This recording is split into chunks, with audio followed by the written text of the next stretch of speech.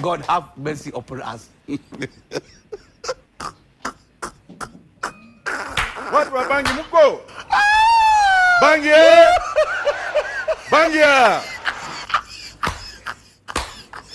No. Uone kama unaweza athirika ukiwa hapa mahali huko? Hapa naweza athirika, hata naweza kufa kwa sababu naangalia naona tuko na mahali pa hatari. Tumepeleka, tuko na evidence iko hapa hata kwa hii karatasi hii. Sasa tutafanya aje? Salamu alaikum. Alaikum assalam. Salamu alaikum.